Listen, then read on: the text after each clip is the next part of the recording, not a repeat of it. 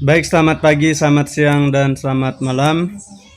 Pada video kali ini kita akan membahas salah satu materi pokok seleksi P3K Guru, yaitu tentang teori belajar Gagner, Ausubel, dan juga Piaget. Nah, nanti kita akan membahas materinya dan juga ada beberapa contoh soalnya. Yang pertama kita mulai dari teori belajar Gagner. Nah, ini kita langsung lihat contoh soalnya. Seorang guru ingin menerapkan teori Gagner dalam pembelajaran daring mata pelajaran matematika. Langkah apa yang paling efektif untuk stimulate recall of prior knowledge atau merangsang ingatan pada materi sebelumnya dalam konteks pembelajaran daring ini? Nah, ini adalah pilihannya. A. Memberikan kuis singkat di awal pembelajaran untuk menguji pemahaman siswa terhadap materi sebelumnya. B. Menyajikan video animasi yang menarik tentang materi baru. C. Meminta siswa untuk berdiskusi dalam kelompok kecil tentang materi yang akan dipelajari. Ataukah yang D. Memberikan tugas individu untuk mencari informasi tambahan di internet. Dan yang E. Melakukan demonstrasi percobaan secara langsung. Nah, di sini kunci jawabannya adalah yang A, yaitu memberikan kuis singkat di awal pembelajaran untuk menguji pemahaman siswa terhadap materi sebelumnya. Nah, ini penjelasannya. Pilihan A adalah yang paling sesuai karena kuis singkat dapat langsung mengaktifasi pengetahuan sebelumnya. Ini sesuai dengan langkah stimulate recall of prior knowledge dalam teori Gagner. Selanjutnya soal yang kedua. Nah, ini adalah soal yang kedua. Seorang guru ingin mengajarkan konsep pecahan kepada siswa kelas 4. Langkah mana dalam teori Gagner yang paling tepat untuk dilakukan setelah siswa memahami konsep dasar pecahan? A. Memberikan latihan soal yang banyak dan bervariasi. B. Meminta siswa membuat model pecahan menggunakan benda-benda konkret. C. Menjelaskan kembali konsep pecahan dengan menggunakan bahasa yang lebih sederhana.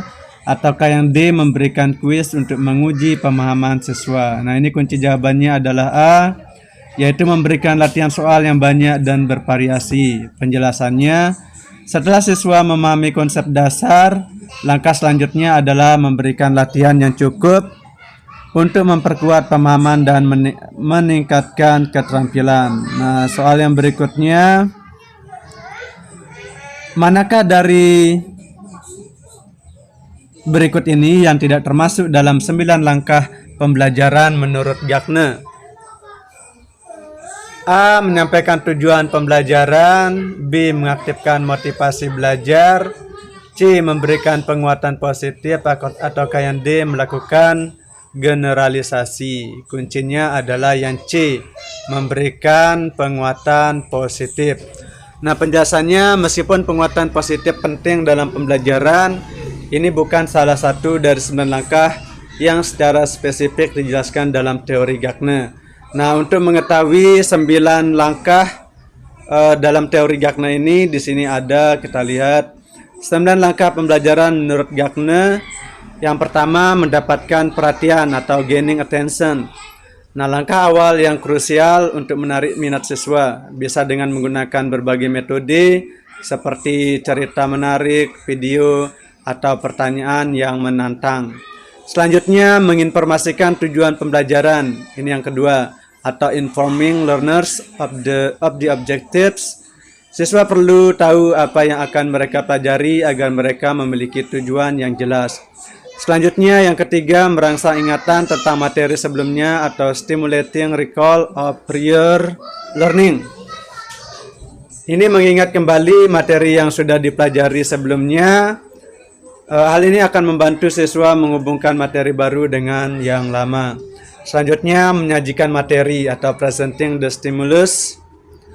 Menyajikan materi pelajaran dengan cara yang jelas dan mudah dipahami. Bisa menggunakan berbagai media seperti teks, gambar, atau video.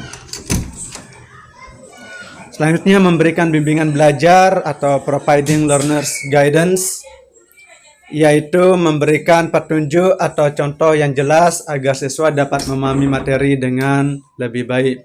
Selanjutnya, menghasilkan kinerja atau eliciting performance, memberikan kesempatan kepada siswa untuk mempraktikkan apa yang telah mereka pelajari, bisa melalui tugas, kuis, atau diskusi.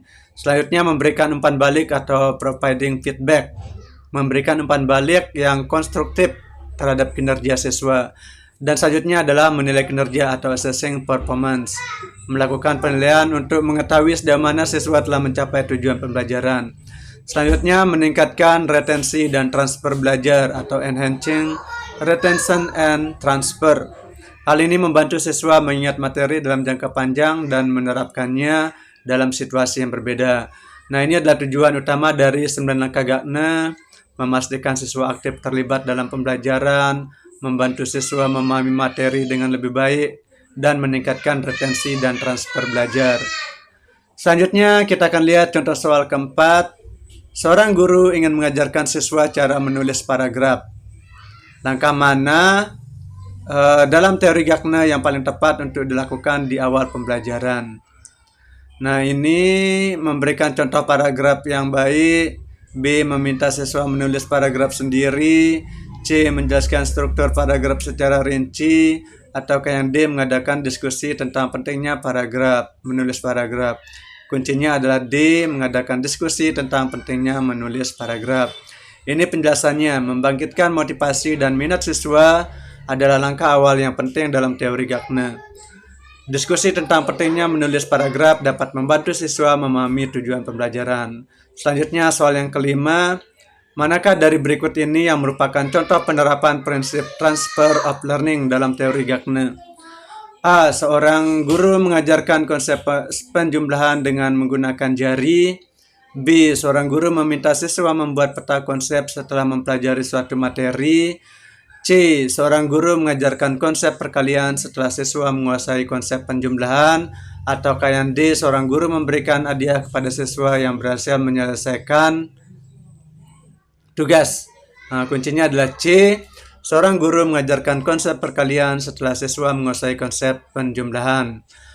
Prinsip transfer of learning berarti pengetahuan atau keterampilan yang diperoleh dalam satu situasi dapat diterapkan dalam situasi yang berbeda. Nah, selanjutnya adalah teori belajar Piaget. Nah, teori belajar Piaget adalah teori yang sangat populer dalam dunia pendidikan yang menekankan pada perkembangan kognitif anak. Nah, Piaget mengusulkan bahwa anak-anak membangun pemahaman mereka tentang dunia melalui interaksi aktif dengan lingkungan. Nah, teori belajar Piaget salah satu teori perkembangan kognitif yang sangat berpengaruh dalam dunia pendidikan. Jean Piaget, seorang psikolog asal Swiss, meyakini bahwa anak-anak tidak hanya pasif menerima informasi, tetapi secara aktif membangun pemahaman mereka tentang dunia melalui interaksi dengan lingkungan. Nah, ini adalah konsep dasar teori Piaget. Yang pertama adalah skema. Struktur kognitif yang digunakan anak untuk memahami dunia. Skema ini berkembang seiring bertambahnya usia dan pengalaman anak. Selanjutnya ada namanya asimilasi atau proses pemasukan informasi baru ke dalam skema yang sudah ada. Selanjutnya akomodasi. Proses mengubah skema yang ada untuk mengakomodasi informasi baru yang tidak sesuai dengan skema yang sudah ada. Selanjutnya ada ekilibrasi, proses penyimbangan antara asimilasi dan akomodasi. Tahapan perkembangan kognitif menurut Piaget. Nah, yang pertama ada sensori motor 0 sampai 2 tahun. Selanjutnya praoperasional 2 sampai 7 tahun. Nah, kalau sensori motor, bayi belajar tentang dunia melalui panca indera dan tindakan motorik. Sedangkan yang praoperasional, anak mulai menggunakan bahasa dan simbol, tetapi pemikirannya masih egosentris dan belum memahami konsep konservasi. Selanjutnya operasi konkret. Anak mulai berpikir logis tentang objek konkret dan memahami konsep konservasi. Selanjutnya ada operasi formal. 11 tahun ke atas, anak mampu berpikir abstrak, hipotesis, dan pemecahan masalah secara sistematis. Selanjutnya, implikasi teori Piaget dalam pendidikan, yaitu ada pembelajaran aktif, pembelajaran berpusat pada anak, penggunaan bahan konkret, pembelajaran kolaboratif. Nah, ini adalah contoh penerapan teori Piaget, nanti bisa dibaca sendiri. Ini adalah kelebihan teorinya, kemudian kekurangan teorinya. Nah, selanjutnya kita akan melihat contoh soalnya. Seorang guru TK mengamati bahwa anak didiknya sering mencampurkan semua warna cat tanpa memperhatikan hasilnya. Berdasarkan teori Piaget, pada tahap perkembangan kognitif apa anak tersebut berada? A. Sensori motor, B. Praoperasional, C. Operasi konkret, atau yang D. Operasi formal. Nah, sini sudah kelihatan jawabannya, yaitu B. Praoperasional. Anak pada tahap ini masih egosentris dan belum memahami konsep konservasi. Selanjutnya, seorang guru SD memberikan tugas kepada siswa untuk mengurutkan benda-benda berdasarkan ukurannya dari yang terbesar hingga terkecil.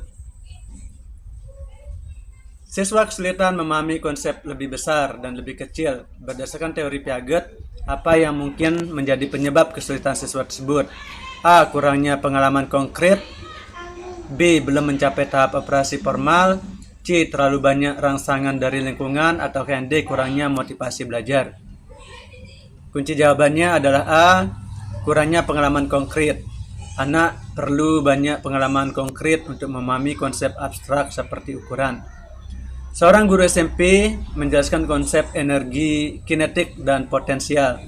Sebagian besar siswa kesulitan memahami konsep abstrak ini. Strategi pembelajaran apa yang paling tepat untuk membantu siswa memahami konsep tersebut? Nah, kita lihat pilihannya. A. Memberikan banyak latihan soal, B. Menggunakan analogi dan contoh konkret, C. Memberikan ceramah yang panjang dan detail, atau yang D. Meminta siswa menghafal rumus. Kunci jawabannya adalah B. Menggunakan analogi dan contoh konkret. Anak pada tahap operasi formal lebih mudah memahami konsep abstrak jika dihubungkan dengan pengalaman konkret. Soal keempat, seorang guru PAUD menyediakan berbagai macam mainan dan bahan untuk eksplorasi anak. Tujuan utama dari kegiatan ini berdasarkan teori Piaget adalah A. Meningkatkan kemampuan menghafal, B. Memfasilitasi perkembangan kognitif, C. Mempersiapkan anak untuk ujian, atau yang D. Menjaga ketertiban kelas. Kuncinya adalah B. Memfasilitasi perkembangan kognitif. Jadi menurut Piaget, anak belajar melalui interaksi aktif dengan lingkungan. Soal yang kelima, seorang guru SD menerapkan metode pembelajaran yang memungkinkan siswa untuk menemukan sendiri jawaban dari pertanyaan yang diajukan. Pendekatan ini sesuai dengan prinsip pembelajaran Piaget, yaitu A. Akomodasi, B. Asimilasi, C. Ekilibrasi, atau yang D. Skemata. Jawabannya adalah C. Ekilibrasi, yaitu proses penyeimbangan antara asimilasi dan akomodasi, di mana anak berusaha menyesuaikan skema yang sudah ada dengan informasi baru. Nah, selanjutnya yang terakhir ada teori belajar Ausubel. Nah, teori belajar Ausubel ini adalah salah satu teori pembelajaran yang menekankan pada pentingnya makna dalam proses belajar. David Ausubel, seorang psikolog pendidikan, berpendapat bahwa belajar yang bermakna jauh lebih efektif daripada menghafal tanpa memahami. Nah, konsep pertama teori Ausubel yang pertama, belajar bermakna. Inti dari teori Ausubel adalah belajar bermakna atau meaningful learning, yaitu ketika informasi baru dikaitkan dengan pengetahuan yang sudah ada dalam struktur kognitif seseorang. Kemudian ada struktur kognitif. Struktur kognitif adalah jaringan pengetahuan yang sudah dimiliki seseorang. Informasi baru akan lebih mudah dipahami jika dapat dikaitkan dengan struktur kognitif yang sudah ada. Selanjutnya penerimaan. Ausubel lebih menekankan pada pembelajaran dengan cara menerima atau receptive learning, di mana siswa menerima informasi dari guru atau sumber lain. Nah, jenis-jenis belajar menurut Ausubel, ini ada belajar bermakna, penerimaan, penemuan, kemudian ada belajar tidak bermakna, penerimaan, dan lain sebagainya. Ini adalah faktor-faktor yang mempengaruhi belajar bermakna. Ada struktur kognitif, ada cara penyajian materi, motivasi, Kemudian implikasinya, nah ini adalah implikasinya, nanti bisa dibaca sendiri. Ini contoh penerapannya, kelebihan teorinya, dan lain sebagainya. Selanjutnya kita akan lihat contoh soalnya. Seorang guru ingin mengajarkan konsep abstrak tentang demokrasi kepada siswa SMP. Strategi pembelajaran mana yang paling sesuai dengan prinsip teori Ausubel untuk membantu siswa memahami konsep tersebut? Memberikan definisi demokrasi secara langsung. Kemudian yang B, memberikan siswa menghafal pasal-pasal dalam Undang-Undang 1945, mengadakan simulasi pemilihan ketua kelas dan mendiskusikan prosesnya. Ataukah yang D, memberikan ceramah panjang lebar tentang sejarah demokrasi. Kuncinya ada C, mengadakan simulasi pemilihan ketua kelas dan mendiskusikan prosesnya. Ini adalah penjelasannya. Dengan melakukan simulasi, siswa dapat mengalami langsung bagaimana proses demokrasi berjalan dan menghubungkannya dengan konsep abstrak yang diajarkan. Soal yang kedua, seorang siswa kesulitan memahami konsep pecahan meskipun sudah diberikan penjelasan yang cukup. Berdasarkan teori Ausubel, apa yang mungkin menjadi penyebab kesulitan siswa tersebut? A. Kurangnya latihan soal. B. Tidak adanya kaitan antara konsep pecahan dengan pengalaman siswa sebelumnya. C. Kurangnya motivasi belajar. Atau D. Terlalu banyak gangguan saat belajar. Jawabannya adalah B. Tidak adanya kaitan antara konsep pecahan dengan pengalaman siswa sebelumnya. Jika siswa tidak dapat menghubungkan konsep pecahan dengan pengetahuan yang sudah dimilikinya, maka akan sulit baginya untuk memahami konsep tersebut secara mendalam. Soal yang ketiga, seorang guru ingin menerapkan pembelajaran bermakna di dalam kelas. Manakah dari hal berikut ini yang tidak sesuai dengan konsep teori Ausubel? A. Menggunakan analogi untuk menjelaskan konsep yang abstrak. B. Memberikan contoh-contoh konkret yang relevan dengan kehidupan siswa. C. Meminta siswa menghafal rumus tanpa memahami konsepnya. Atau yang D. Mengaitkan materi baru dengan pengetahuan yang sudah dimiliki. Kunci jawabannya adalah C. Meminta siswa menghafal rumus tanpa memahami yang konsepnya. Jadi ini tidak sesuai. Menghafal tanpa memahami konsep bertentangan dengan prinsip belajar bermakna dalam teori Ausubel. Selanjutnya soal yang keempat. Seorang guru ingin membantu siswa memahami konsep energi potensial dan kinetik. Strategi pembelajaran mana yang paling sesuai dengan teori Ausubel? A. Memberikan definisi yang panjang dan detail tentang kedua konsep tersebut. B. Melakukan percobaan sederhana untuk menunjukkan perbedaan antara energi potensial dan kinetik. C. Meminta siswa menghafal rumus-rumus yang berkaitan dengan energi. Atau yang D. Memberikan soal-soal latihan yang banyak. Kita lihat kuncinya adalah B. Melakukan percobaan sederhana untuk menunjukkan perbedaan antara energi potensial dan kinetik. Penjelasannya, dengan melakukan percobaan, siswa dapat melihat secara langsung bagaimana energi potensial dan kinetik bekerja, sehingga memudahkan mereka untuk memahami konsep tersebut. Soal terakhir, seorang guru ingin meningkatkan kemampuan berpikir kritis siswa. Strategi pembelajaran mana yang paling sesuai dengan teori Ausubel dan mendukung pengembangan berpikir kritis? A. Memberikan ceramah yang panjang dan detail. B. Meminta siswa mengerjakan tugas individu. C. Mengadakan diskusi kelompok untuk menganalisis berbagai sudut pandang. Ataukah yang D. Memberikan banyak latihan soal. Kunci jawabannya adalah C. Mengadakan diskusi kelompok untuk menganalisis berbagai sudut pandang. Penjelasannya, diskusi kelompok mendorong siswa untuk berinteraksi, bertukar pikiran, dan menganalisis berbagai perspektif, sehingga mengembangkan keterampilan berpikir kritis. Nah, jadi demikian pembahasan kita tentang materi teori belajar Gagner, Piaget, dan Ausubel, dan juga beberapa contoh soalnya. Ini adalah sekedar tambahan untuk belajar sebagai pelengkap saja.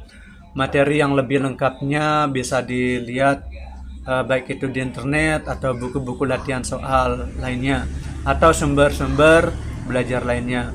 Mungkin demikian, sekian dan terima kasih.